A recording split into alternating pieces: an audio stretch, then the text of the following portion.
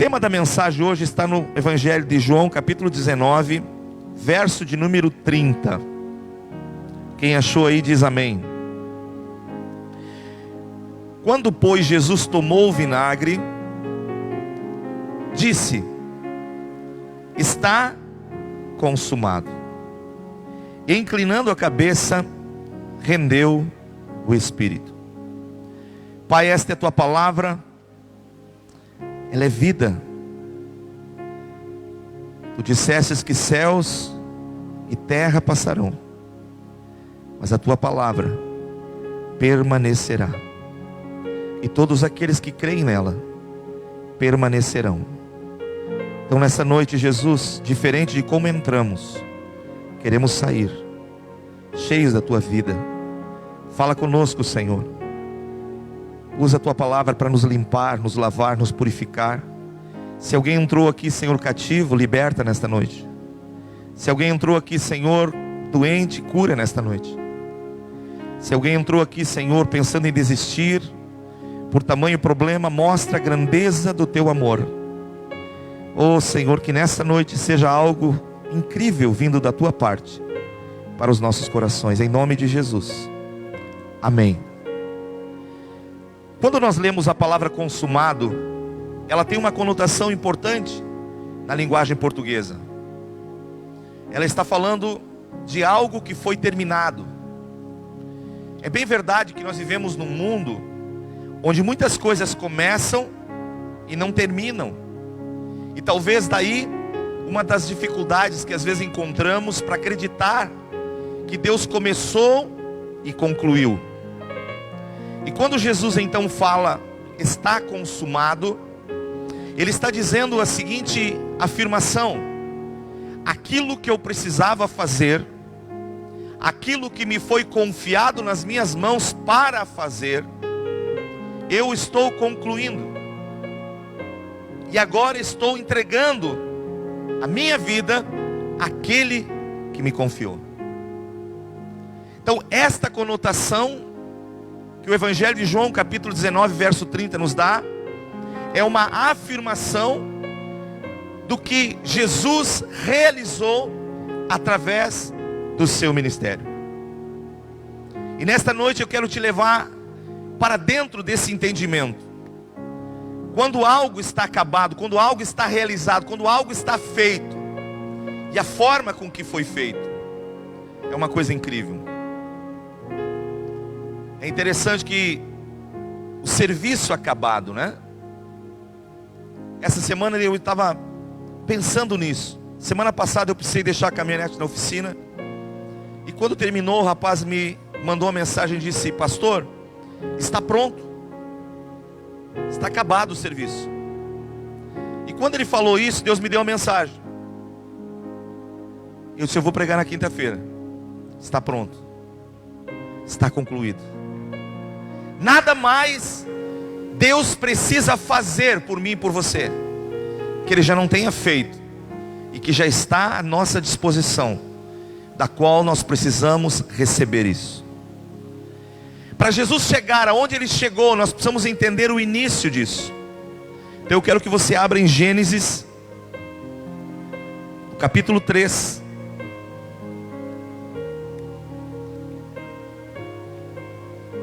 Deus havia criado o homem, colocado o homem no Éden, feito um jardim. O homem não tinha depressão, o homem não sofria de insônia, o homem não tinha síndrome do pânico, o homem não sofria com problemas de vícios, o homem não gostava de prazeres que o afastavam de Deus. Enfim, Deus havia colocado o homem para cultivar o jardim, para ter uma grande família, de uma forma perfeita. E a Bíblia nos dá essa narrativa em Gênesis. Mas no capítulo 3 acontece um incidente. Na minha Bíblia está escrito a queda do homem. E aí, a partir do versículo 8 vai dizer assim: quando ouviram a voz do Senhor Deus que andava no jardim, pela viração do dia, esconderam-se da presença do Senhor Deus, o homem e sua mulher, por entre as árvores do jardim. E chamou o Senhor Deus ao homem e lhe perguntou: onde estás? E ele respondeu: ouvi tua voz no jardim, e pelo que eu estava nu, tive medo e me escondi. Perguntou-lhe Deus: quem te fez saber que estás nu? Comestes da árvore que te ordenei que não comesse? Então disse o homem à mulher, a mulher que me destes por esposa, ela me deu da árvore e eu comi. Disse o Senhor Deus à mulher: que é isto que tu fizestes? Respondeu a mulher: a serpente me enganou e eu comi. Então o Senhor Deus disse à serpente: visto que isto fizestes, maldito és entre todos os animais domésticos, e és entre todos os animais selváticos. Rastejarás sobre o teu ventre, e comerás o pó todos os dias da tua vida. Porém inimizade entre ti e a mulher, entre a tua descendência e o seu descendente. Este te ferirá o calcanhar, e tu lhe ferirás o calcanhar. Ou este ferirá a cabeça, e tu lhe ferirá o calcanhar. E disse Deus à mulher: multiplicarei sobremodo o sofrimento da tua gravidez, e em meio de dores darás à luz a filhos. E o teu desejo será para com teu marido, e ele te governará. E Adão disse: visto que atentastes à voz da tua mulher, e comestes da árvore que o Senhor te ordenou não comer, maldito é a terra por tua causa. Em fadigas obterás dela o sustento durante os teus dias de vida. Ela produzirá também cardos e abrolhos, e tu comerás erva do campo, e do suor do teu rosto comerás o teu pão, até que tornes a terra, pois dela foste formado, porque tu és pó, e do pó tornarás. Amém? Aqui acontece a razão pelo qual Jesus estava se manifestando para realizar a obra de Deus. Aqui mostra quando o homem cai, quando o pecado é introduzido na terra, quando o vírus do pecado começa a contaminar o ser humano. E aqui tem coisas importantes para você entender nesse ciclo. Quando Deus falou com o homem justificou a mulher. Deus falou com a mulher, ela justificou a serpente. E então Deus declarou uma sentença naquele momento. Deus olha para aquela serpente que até então era um animal lindo, diferente do que você conhece hoje, te arrepia e não quer nem passar perto. A serpente não rastejava, ela voava. Você pode até achar estranho, mas a conotação de serpente é totalmente diferente do que tem hoje.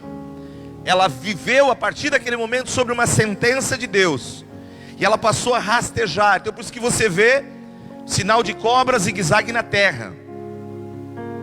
Ali Deus falou com o animal, mas logo em seguida Deus vai falar agora com aquele que entrou no animal. Aqui tem que haver uma separação para nós podermos entender. Olha o que diz o texto aqui. No verso de número 14, Deus fala para a cobra, a serpente. No verso de número 15, Ele fala para aquele indivíduo que tinha se apoderado da serpente. E Jesus então agora aqui já tem uma definição do que Ele iria fazer. O texto bíblico diz que Deus colocaria descendente da mulher alguém que iria pisar na cabeça da serpente. E aí ele está falando sobre a cabeça do diabo. E nesse momento então a profecia começa a viajar pelo tempo. Então você vai encontrar, logo quando nasce Moisés, o diabo faz uma revolução para que vários meninos morressem, porque o diabo sabia a partir daquele momento que um dia nasceria alguém que o derrotaria, que o venceria, que o colocaria ele de volta no lugar da onde ele nunca deveria ter saído. E então aquele momento foi aguardado, e o diabo estava tentando entender. Então quando nascia um menino, o diabo ia lá e tentava fazer com que houvesse destruição, colocando o pecado. Então você vai ver que a história bíblica começa contando a respeito dos filhos de Adão, e ele incitou os filhos de Adão a pecarem. Depois veio os filhos de Noé, e ele incitou os filhos de Noé a pecarem. E sucessivamente, se você olhar a história bíblica, todos que nasceram de uma mulher pecaram. Mas um dia nasceria um, e esse não pecaria. Esse seria santo e enfrentaria o diabo e as suas doutrinas erradas. Mas o Senhor também falou aqui para a mulher. Então, para muitas que não sabem por que sofrem tanto para ter uma criança, agora você sabe a razão. Deus disse: multiplicarei. Note uma coisa: o projeto de Deus já era que a mulher tivesse filho. O projeto de Deus já era que a mulher tivesse, sabe, a multiplicação por ela. Mas não era projeto de Deus o sofrimento. A dor e o sofrimento entrou pela desobediência. Então Deus disse: a mulher vai sofrer bastante para ter criança. Mas Ele olha para o homem, e ainda para a mulher, e diz assim: e o teu desejo será para com teu marido, e ele te o quê? Governará. Então Deus entrega o governo da casa para o homem. Às vezes quando a gente fala isso, algumas mulheres se torcem, dizem: ah, pastor, vocês estão sendo machista. Não, eu estou dizendo o que a Bíblia diz e o que Deus fez. Agora, a interpretação de governo é que as pessoas não entendem. O governo não está na autoridade de você simplesmente sentar, pegar o controle remoto e dizer: faça isso, faça aquilo, faça aquele outro. Eu sou o chefe dessa casa, eu mando essa porcaria. Não. Governo tem a ver com responsabilidade de suprir. Governo tem a ver com responsabilidade de ser exemplo. Governo tem a ver com você dar o primeiro passo e mostrar como tem que ser feito. Você cuidar, você proteger, você alimentar, você cultivar. Isso tem a ver com governo. E muitos acham que governo é quando você manda nas coisas e os outros obedecem. Tem nada a ver com isso. Agora também mostra que a mulher tem que estar sujeita a isso. E em seguida vai falar para Adão, e diz assim: Adão, porque tu fizestes isso. Olha o que diz, verso número 17: maldita é a terra. Maldito, você sabe o que é isso? Veio uma maldição sobre a terra naquele momento. Até aquele momento, Adão não precisava capinar, tirar os insos, né, Jaime? Faz um teste, lavra um pedacinho de terra no teu quintal, prepara ele, passa um ancinho nele, deixa ele preparadinho e não bota nada, deixa ele ali uma semana, para você ver quanta porcaria nasce. Ninguém semeou nada, mas vem o picão, vem a guanchuma, vem não sei o que, vem a língua não sei do que. A terra passou a ser amaldiçoada, e os abrolhos, as coisas ruins começaram a nascer, consequência do pecado. Aí você começa a poder entender um pouco o cenário em que nós vivemos. Maldito serás a terra, Deus disse, por tua causa, Adão. Um dia nós vamos ter uma conversa com Adão. Ô Adão, era só plantar, Adão, não precisava organizar nada, agora tu deu um trabalhão. Se você não cultivar, você não cuidar, o inso toma mais rápido conta do que aquilo que você semeou, não é assim? É assim. Mas Deus também disse para ele: do suor do teu rosto comerás o teu pão. Você vai ter que levantar cedo e deitar tarde. Pelo que você fez, agora infelizmente tem uma consequência. Interessante que tudo que Deus pré-anunciou, Deus não revogou. As coisas continuaram acontecendo.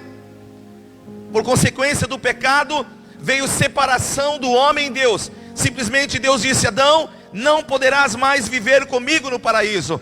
Tenho que te expulsar do paraíso a partir de hoje. E o homem não teve mais relacionamento com Deus. Abra a tua Bíblia em Isaías 59. O profeta entendeu isso. Isaías, conhecido como profeta messiânico, ele vai escrever no capítulo 59, e ele dá uma frase que todo crente gosta de ler só o primeiro versículo. O segundo a gente não gosta de pronunciá-lo. Isaías 59:1 diz: porque as mãos do Senhor não estão encolhidas para que não possa salvar, nem seus ouvidos tapados para que não possas ouvir. Isso é lindo, maravilhoso. Mas o 2 vai dizer algo que nós temos que levar em consideração. Ele diz no 2: mas os vossos pecados encobrem o seu rosto sobre vós. Ele está dizendo, há uma separação por causa do pecado do homem com Deus. Então quando Jesus, ele reúne-se na Trindade, Deus Pai, Deus Filho, Deus Espírito Santo, Jesus diz: eu vou à terra e eu vou realizar algo para que o homem volte novamente àquele projeto pelo qual um dia o Pai desejou. Então a Bíblia diz que há 2000 anos atrás, Jesus nasceu, cheio de graça e verdade. Não tinha lugar para morar, não tinha um hotel, era uma manjedoura, uma estrebaria, como alguns conhecem. E assim Jesus começou a sua história neste mundo, a qual Ele mesmo deu forma e criou. Queridos, quando essa semana eu comecei a ler sobre isso, eu comecei a chorar dentro do meu coração, a entender estas coisas. Sabe por que que Jesus disse está consumado? Por que que Jesus disse está realizado? Porque todo esse processo do homem separado de Deus estava presente na terra. Ninguém conseguia ir a Deus. Aí Deus estabeleceu a aliança do Velho Testamento. Na aliança havia todo um ritual para se poder receber um perdão, mas as pessoas não podiam ir diante de Deus. O sacerdote tinha um problema sério. Se ele entrasse no Santo dos Santos, e dependendo de como é que ele ia fazer o sacrifício, não estivesse de acordo, ele nem voltava. Então não sei se você sabe, mas o sacerdote tinha um cinto ao seu redor cheio de sinetes, e era uma corda atada. Ele entrava para dentro, ninguém via, e ele ficava fazendo o trabalho dentro do templo. Mas se parava de bater aquele sino, sabiam que ele tinha morrido. Então puxa, porque ninguém podia entrar, quem entrava morria. Mas Jesus precisava agora ser o último sacerdote da parte de Deus. E ele ia entrar no Santo dos Santos. Ele ia fazer algo que homem nenhum podia fazer. Deus havia anunciado isso. Então Jesus vai agora simplesmente dizer isso na cruz do Calvário: está consumado. Inclinando a cabeça, rendeu o Espírito. Primeira coisa que acontece aqui: o sacrifício pelo pecado está feito. A dívida que era sobre sentença na nossa vida estava sendo paga. Se você abrir comigo em Hebreus capítulo 10, versículo de número 5, olha o que o escritor vai dizer. Hebreus capítulo 10, vamos ler a partir do versículo 1 para entendermos o texto. Ora, visto que a lei tinha sombra dos bens vindouros, não a imagem real das coisas, nunca jamais pode tornar perfeitos os ofertantes, como os mesmos sacrifícios que ano após ano perpetuamente eles oferecem. Doutra sorte, não teria cessado de ser oferecido, porquanto os que prestavam culto, tendo sido purificado uma vez por todas, não mais teriam consciência de pecados. Então, nesse sacrifício, fez-se recordar de pecados todos os anos, porque é impossível, preste atenção, é impossível que o sangue de touro e de bodes renove pecados. Atenção, você que acreditou em sacrifícios no passado, achou que indo num centro de batuque, de umbanda, botando sangue de galinha, de cabrito, de bode, de ovelha, achando que isso iria pagar alguma coisa tua. A Bíblia diz, não, é impossível que um sangue de um animal restabeleça teu relacionamento com Deus. Agora, no verso 5 diz, por isso, ao entrar no mundo, diz, sacrifício e oferta não quisestes, antes um corpo me formastes. Não te deleitastes em holocausto e oferta pelo pecado. Então eu disse, eis aqui estou no rolo do livro, está escrito a meu respeito, para fazer, ó Deus, a tua vontade. O filho falando para o pai, depois de dizer como acima, sacrifício e oferta não quisestes, nem holocausto e oblação pelo pecado, nem com isso te deleitastes, coisas que se oferecem segundo a lei. Então acrescentou, eis aqui estou para fazer, ó Deus, a tua vontade. Remova o primeiro para estabelecer o segundo. Nesta vontade é que temos sido santificados, mediante a oferta do corpo de Jesus Cristo, uma vez por todas. Agora a Bíblia está dizendo que aquilo que precisava ser feito, que o sacerdote fazia, aquele sacrifício mês a mês, ano a ano, Jesus entra no Santo dos Santos e faz um único sacrifício de perdão. Ele paga a nossa dívida. Não tem maneira de quitar uma dívida se não for por pagamento. Hoje você sabe que quando um título entra no cartório e ele é protestado, a única forma de dar baixa no título e restabelecer o teu CNPJ ou o teu CPF é alguém indo lá e pagando o título. É assim ou não é assim? A única forma de eu e você termos acesso a Deus e termos novamente a condição de um dia morar no céu, foi porque Jesus Cristo pagou a dívida do nosso pecado. Agora, se Jesus fez isso, Ele pagou o segundo momento, queridos. O seu sofrimento agora havia terminado. Se você olhar Hebreus 12, 2, olha o que o escritor vai dizer no capítulo 12, verso 2. Olhando firmemente para o autor e consumador da fé, circule aí a palavra Jesus, o qual em troca da alegria que lhe estava proposta. Qual alegria que estava proposta? O livro de Romanos diz que aquele que vivesse pela lei, o prêmio da lei seria a vida. Nenhum homem tinha conseguido viver a lei. Desde Adão até Jesus, todos pecaram, todos falharam no quesito da lei. A lei mostrou a fragilidade e o pecado do ser humano. Então tinha um prêmio. É como hoje, muitas coisas que você vai fazer, existe uma recompensa. A recompensa de se estudar 10 anos engenharia é você chegar no final, ser aprovado, pegar um canudo de formação e dizer, eu me formei, louvado seja Deus. Agora, quando você olha para a Escritura Sagrada, e a Bíblia está dizendo que Jesus, em troca da sua alegria. Por que em troca da sua alegria? Porque nós estávamos tristes, nós estávamos chorando, nós estávamos condenados a morrer. Então a Bíblia vai dizer que a alegria de Jesus foi trazer a nós, para pegar a nossa tristeza e a nossa morte. Houve uma substituição, e é isso que está dizendo aqui no livro de Hebreus.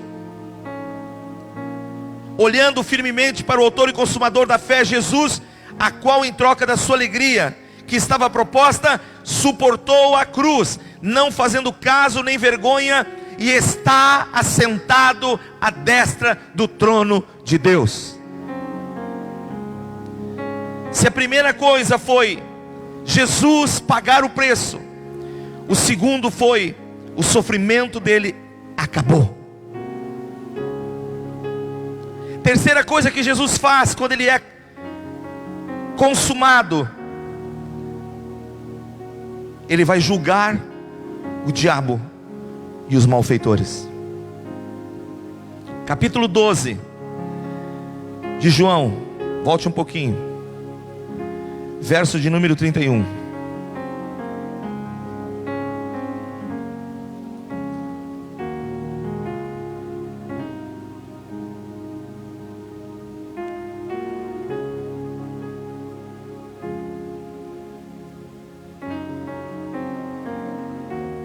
Verso 30 diz: então explicou Jesus: não foi por mim que veio esta voz, e sim por vossa causa. Verso 31: chegou o momento de ser julgado este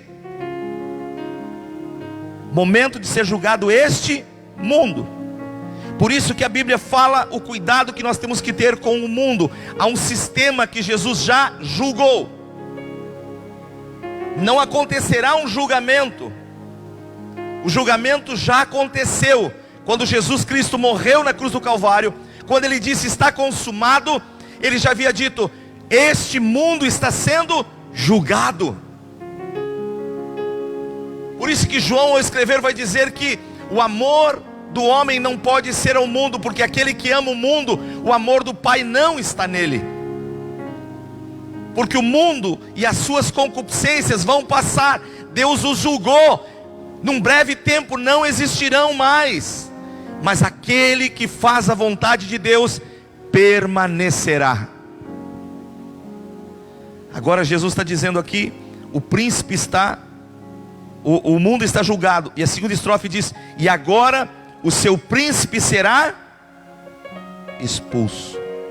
Olha o que ele está dizendo: e eu, quando for levantado da terra, atrairei muitos a mim. Então a certeza que Jesus julgou esse mundo, a certeza que Jesus expulsou o diabo, e por isso que nós não temos que ter medo do diabo, nós não temos que ter medo dos demônios, nós temos é que impor a nossa autoridade naquilo que Deus nos revestiu. Entenda isso. Jesus disse: o mundo está julgado e o príncipe está expulso. Quando ele disse está consumado, no capítulo 5, verso 36, do mesmo evangelho de João, a obra que o Pai tinha confiado nas mãos dele. 5:36, mas eu tenho maior testemunho do que o que de João, porque as obras que o Pai me confiou para que eu as realizasse, essas que eu faço, testemunham a meu respeito de que o Pai me enviou. Aleluias. Ele está dizendo: o projeto que Deus me deu, eu estou cumprindo. Entenda isso. Quando Deus trabalha na nossa vida para cumprir a palavra, meu irmão, para realizar a obra, para fazer, Deus está estabelecendo aqui, mostrando que Jesus seguiu à risca e cumpriu aquilo que precisava ser cumprido.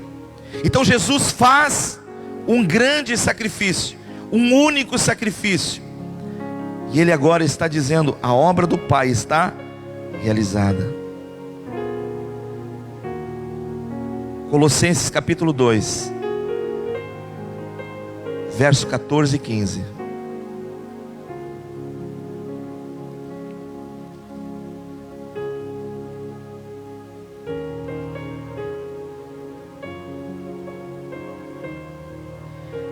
Tendo cancelado o escrito de dívida que era contra nós e que constava de ordenança, a qual nos era prejudicial, removeu-o inteiramente, encravando-o na cruz, e despojando os principados e potestades, os expôs publicamente ao desprezo, triunfando sobre a cruz.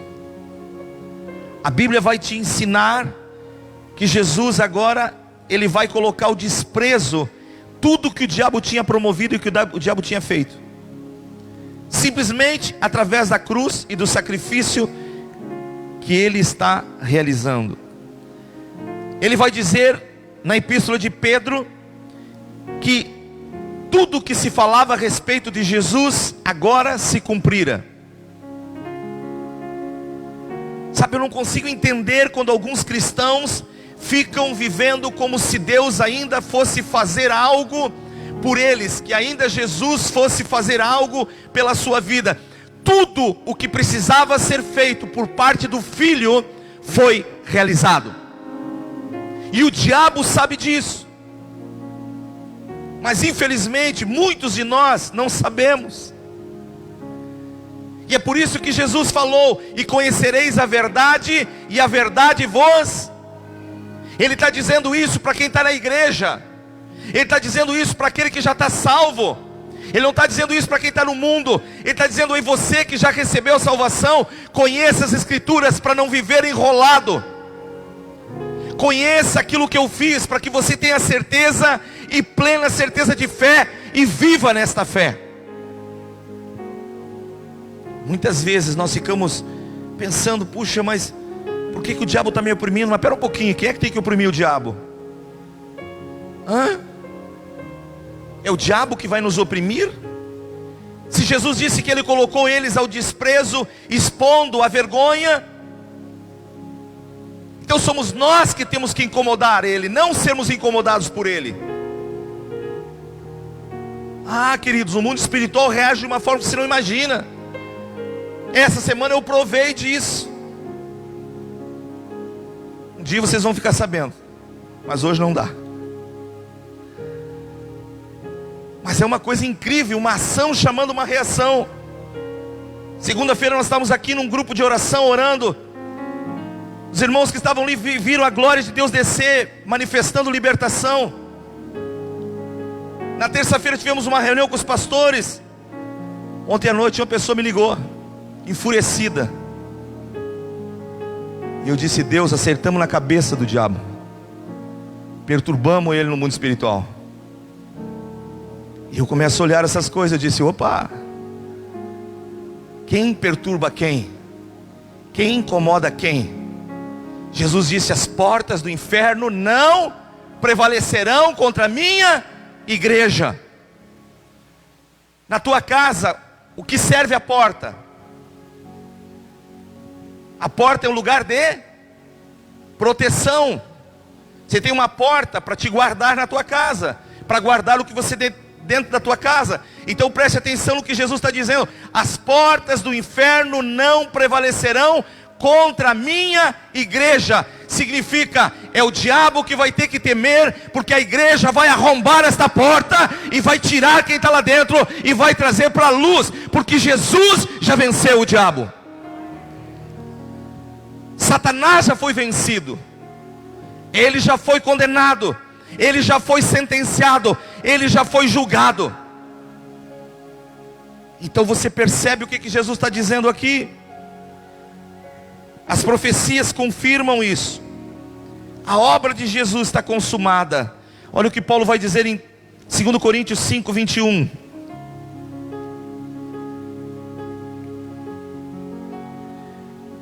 Segundo Coríntios capítulo 5, verso 21. Aquele que não conheceu o pecado, ele o fez pecado por nós, para que nele fôssemos feitos justiças de Deus. Olha o que a Bíblia está dizendo. Olha a conotação do Evangelho. Isso incomoda o diabo. Saber que ele já foi julgado, saber que ele já é um derrotado, que o que Deus colocou em nós é maior do que aquilo que ele tem na mão dele. Nós temos a vida. Então não viva mais de cabeça baixa, não viva mais jururu, não viva mais pensando que você é a vítima. Você em Cristo é vencedor. Viva como um vencedor. Levante a tua cabeça como um vencedor. Olhe para aquilo que Jesus fez e realizou. Quando você vai a Romanos capítulo 8,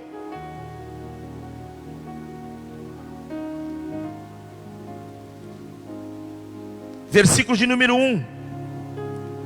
Agora, pois, já nenhuma condenação há para os que estão em Cristo Jesus.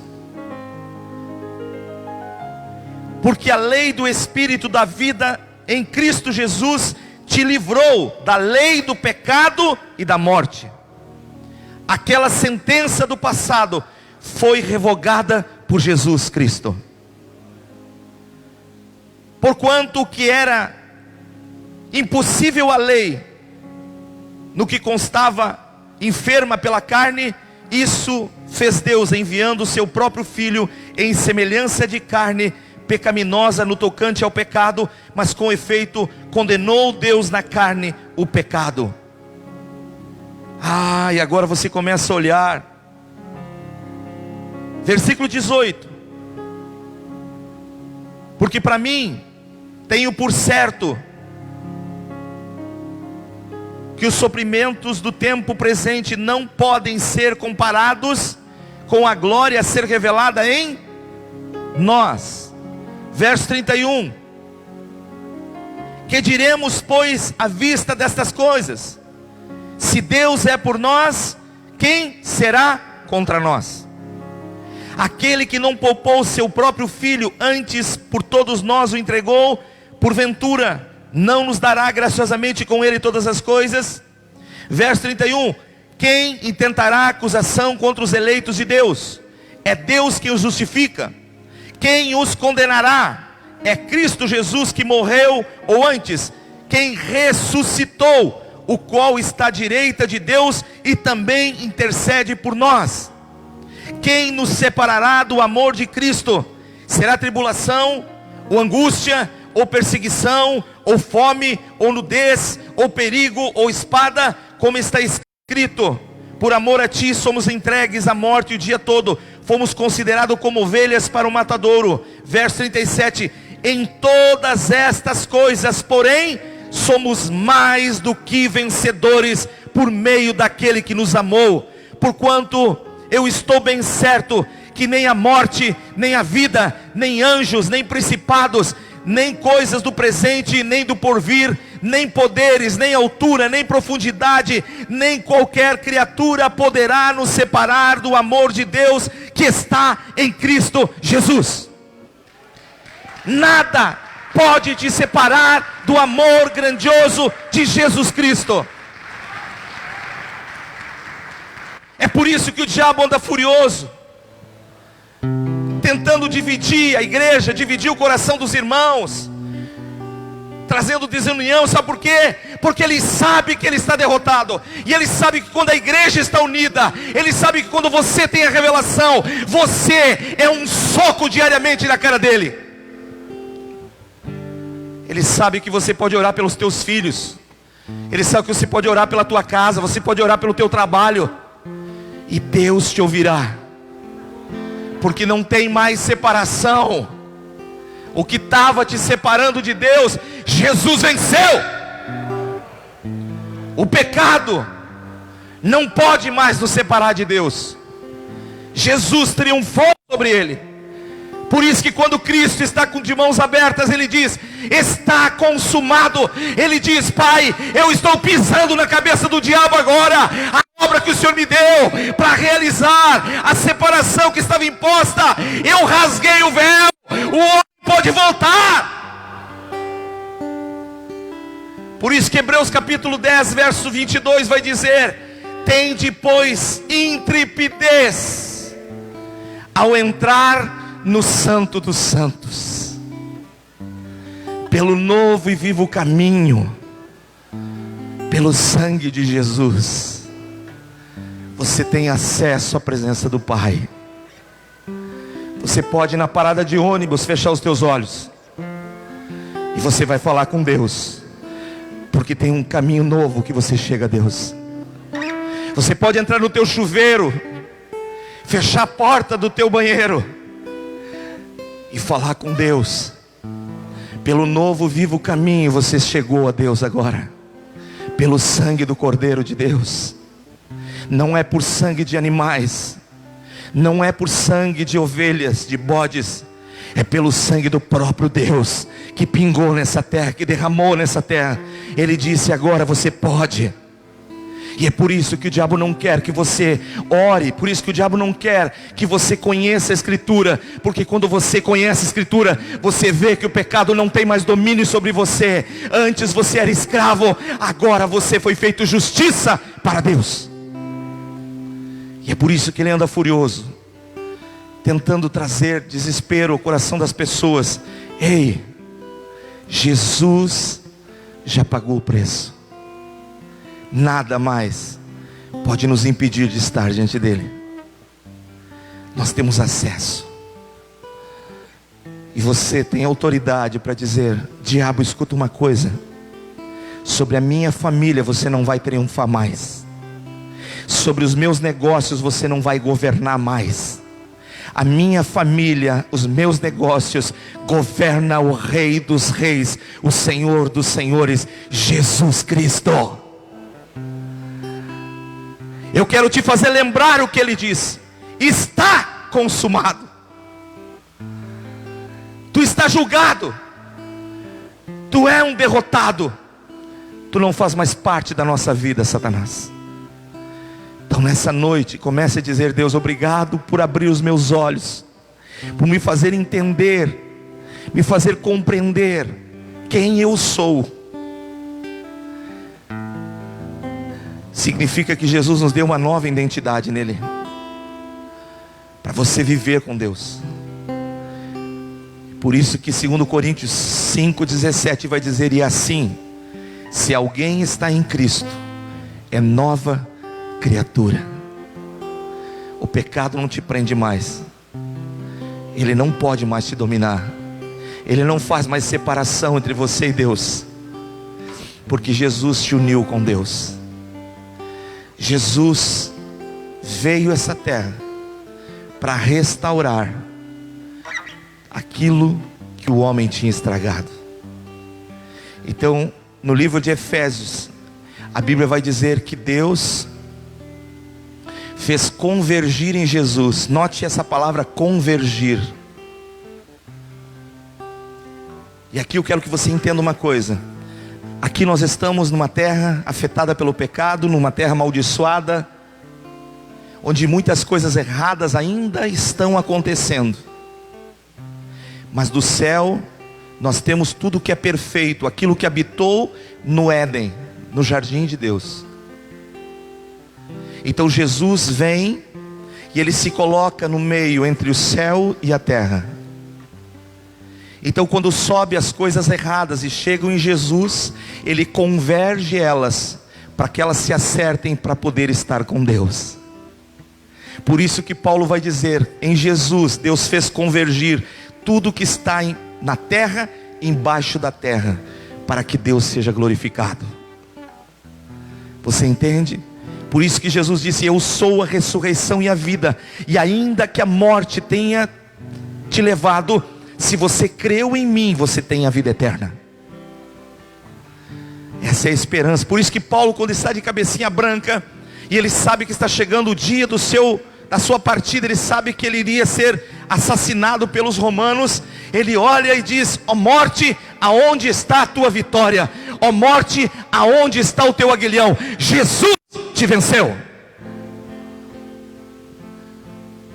E ele simplesmente disse: é um abrir e fechar de olhos. Vocês cortam a minha cabeça aqui e eu acordo com Jesus abraçado. Nada mais me separa do amor dele. Nada mais pode impedir que eu viva com Deus. Eu sei que você tem pessoas que você ama, da tua família, que você quer ver na igreja. E uma das promessas de Deus em Atos diz: crê no Senhor Jesus e serás salvo tu e a tua casa. Crer no Senhor Jesus é tudo o que você precisa. É crer, e esse crer significa viver para Ele. E Deus vai trazer cada um daqueles que tu ama para estarem contigo na igreja. Porque a obra que precisava ser feita, Jesus já fez. Paulo disse: ele morreu, mas ele ressuscitou. Então eu quero que você fique de pé nesta noite. Eu quero que você erga as tuas mãos aos céus. Eu quero que você diga assim, com os teus olhos fechados, com as tuas mãos levantadas. Diga: está. Diga bem forte: está consumado. Diga: Jesus, está consumado. Diga mais uma vez: Jesus, está consumado. Significa: eu posso estar contigo, ó Pai. Eu sou um vencedor, ó Pai. Não é pelos meus méritos, é pelo que Cristo fez. Comece a glorificar Deus agora. Comece a glorificar a Deus e dizer: Senhor, eu não sou mais escravo do pecado, eu não sou mais escravo do medo. Você que entrou aqui com ansiedade, com pânico, comece a dizer: medo, ansiedade, eu não sou mais dominado por ti. Hoje o Espírito de Deus domina a minha vida. Hoje a palavra de Deus me governa. Comece a declarar no teu coração: